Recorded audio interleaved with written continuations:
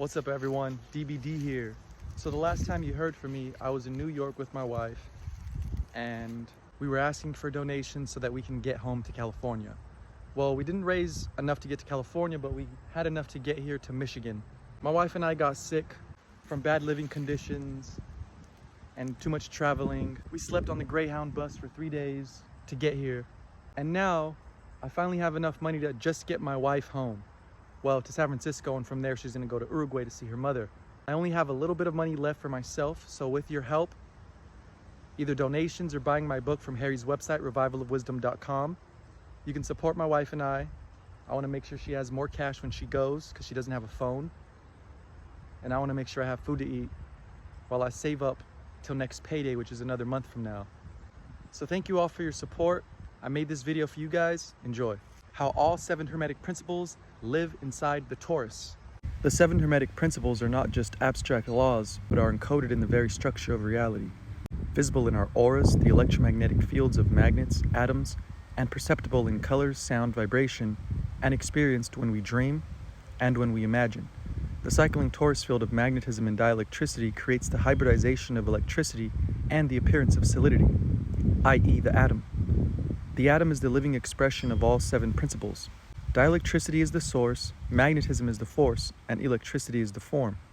Understanding this is the first step to hermetic mastery. When I teach vibration, I show the torus of energy spinning, connecting it to thought and reality.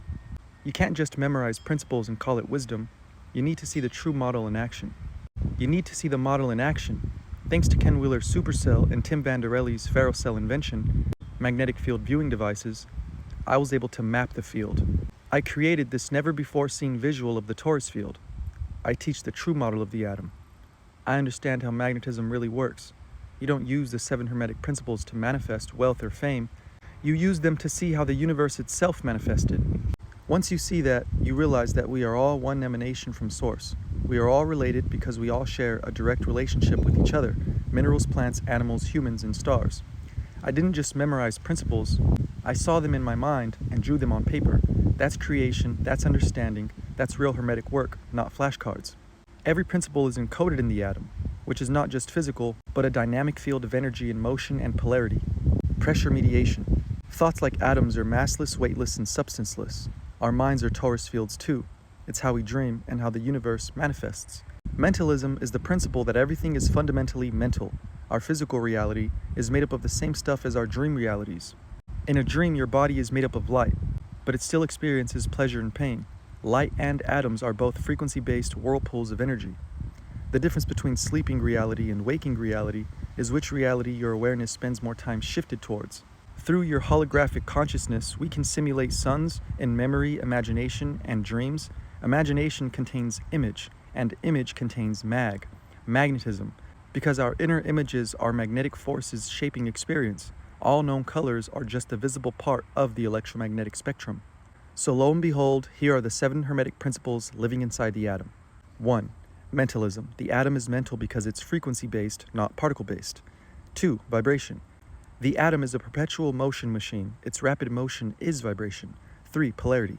The atom has 2 poles, conjugates, not opposites. 2 expressions, 1 field. 4. Correspondence.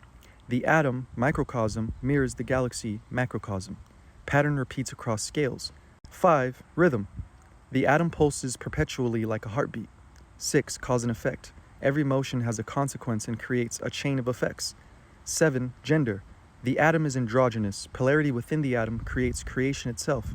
And 8. The torus. All is a tomb. The torus is the embodiment of all living principles. Thank you, Santos Bonacci.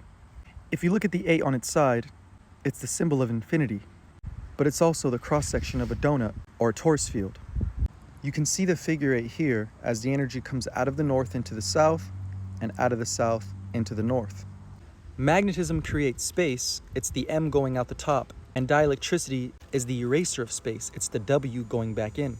But there's 2 M's. Magnetism comes out of the top and into the bottom.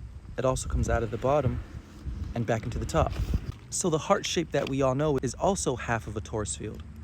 It's the above part, north into south.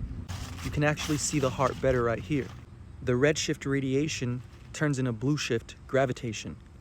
magnetism is red, dielectricity is blue. That's the North Pole side. For the South Pole side, magnetism is purple and dielectricity is dark blue. So when you complete the heart and put one above and one below, you get the torus field, the atom, the electromagnetic field around your body. That's why love is generosity, and generosity generates the torus and sustains it.